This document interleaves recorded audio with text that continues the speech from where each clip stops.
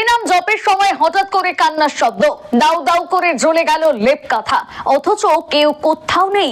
গভীর রাতে নিশ্চিত কান্না, আর এরপরে ঘরের ভেতর আপনা আপনি আসবাবপত্র পুড়ে গেল।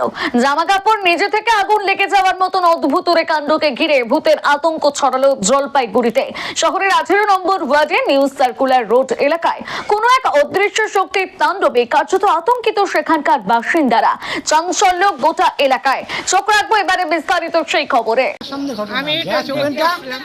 আমি দাঁড়াচ্ছি, ওর ছেলেটা কি পুরা পরিষ্কার করতেছে, গ্যাস ওভেনটা ফাঁকা ফালাই দিল নিজে নিজে। হ্যাঁ নিজে নিজে, আমি তো আমার চোখের সামনে। আপনারা আতঙ্কে রয়েছেন, ভয়ে? আমার তো একটু ভয় ভয় করছি, তখন আমার তো ভয় লাগছিল। এরকম হওয়াটা তো অস্বাভাবিক ব্যাপার না। তখন তো আমার ভয় লাগতেছিল। ওই যখন সময় আমরা ঘরে শোয়ার পর জানলা দুমদুম করে আওয়াজ হয়, তো আমরা লিটারেলি ভাবি যে চোর এসছে। তো সেই বুঝে আমরা বেরোয় খোঁজাখুঁজি করি, তো কেউ নেই। তারপরে ঘরের মধ্যে ফট করে একটা ড্রেসিং টেবিল পড়ে গেল, পড়ে গিয়ে আমরা ভয় পেয়ে গেছি। তাও আমরা ভাবিনি যে কিছু আছে বা কিছু। তারপর আমরা বাইরে বেরিয়ে এসে তখন দেখি আমরা আলমারি পড়ে গেছে, গোটা আলমারিটা পড়ে গেল। পড়ে গিয়ে ঠাকুরের আসন ফাসন সব ফেলে দিচ্ছে আর ছোড়াছুড়ি করছে, যে ঘরে যাচ্ছে তাকে মারছে, কিন্তু কাউকে দেখা যাচ্ছে না। তারপরে আমরা ওখানে বসি, 3:30টার দিকে আমরা বসে আছি। বসে থাকতে থাকতে কিছু একটা পোড়া গন্ধ বেরোচ্ছে। তারপর এসে দেখি বিছানা দাও দাও করে জ্বলছে। এই বাড়িতে কয়জন থাকে? এই বাড়িতে আমি আর বাবা থাকি, আমার মা আছে। কেউ থাকে না? না। এখানে কেউ কিভাবে অন্যভাবে মারা গিয়েছিল? না, কেউ মারা যায়নি। কি কারণ মনে করছো বা কি কারণ কিছুই মনে করছি না, বাট জানার চেষ্টা করছি। আজকে কি হলো? আজকে রাতের বেলা এরকম হয়েছে। দিনের বেলা আমার মা এবং একটা দাদা মিলে তুলতে গেছে ওইসব, তো তাদেরকে ঢিল ছুঁড়ে মারা করা।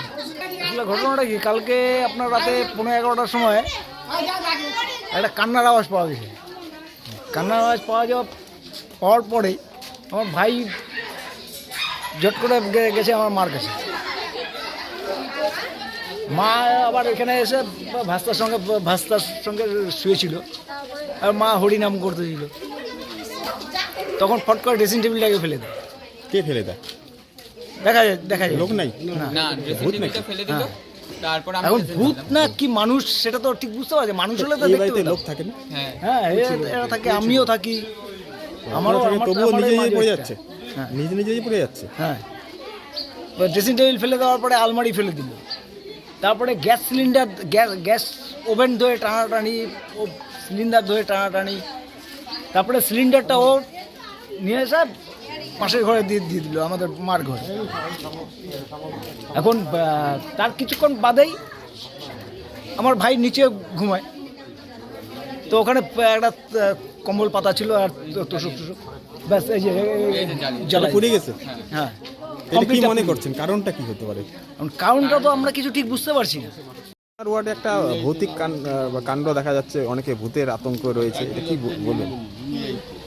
দেখেন, এগুলি তো আমি এই কুসংস্কার বা ভূত এগুলি তো আমি মানি টানি না, ব্যক্তিগত আমি মানি না। আর কে মানে না মানে বিষয়টা তাদের, কারণ আমি শ্মশানে রাত্রিবেলা চলে যাই, যাতে এগুলি না। ঘটনা হচ্ছে এইগুলি, এই বাড়িটা হলো বাস্তবে একটা বিশৃঙ্খলা বাড়ি। এই বাড়িতে কোনো কিছু নাই, এটা একটা সংসার নেই, এটা মদ মাতাল এদের জায়গা। এই জায়গাটার মানে কোনো শৃঙ্খলাহীন, কি বলবো, এটা এই তো বলার কিছু নেই। তবে এই আতঙ্কটা কেন, সেটাও একটা বিষয়। এবার সায়েন্স আর আমাদের যারা সায়েন্স নিয়ে কাজ করে ক্লাব, নেচার ক্লাব, ওদেরকে খবর দেওয়া হলো আপনার প্রতি, এবং দেখা যাক তারা এসে কি বিচার করে। এবং দরকার বলে যদি সেরকম হয় তাহলে পুলিশ প্রশাসনকে জানিয়ে সেখানে যে একটা এই বিষয়টাকে, এই আতঙ্কর বিষয়টাকে তো দূর করতে হবে। এই আতঙ্কটা ঠিক না আমার কাছে।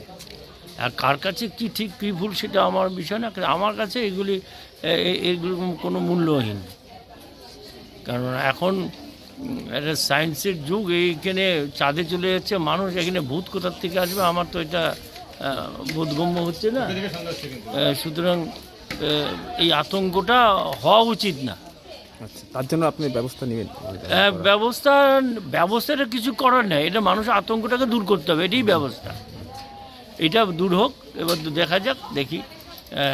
রাত্রিবেলা বলে ভূত আসে, আমি রাত্রিবেলায় দরকার বলে এখানে থাকবো, আমি আর রাজাকে নিয়ে আমি থাকবো, দেখি কোথায় ভূত আছে আর না আছে আমি দেখবো। রাত্রিবেলা দরকার হলে আমাকে থাকতে হবে, আমি দেখবো যে ভূতটা কে ভূত, কে কোথাকার ভূত, আমি দেখবো একটু। আরো ভালো ভালো খবর দেখতে সাবস্ক্রাইব করুন বাংলা হান্টের ইউটিউব চ্যানেল। বাংলা হান্টের আরো খবর দেখতে নজর রাখুন। বাংলা খবর মানেই বাংলা হান্ট।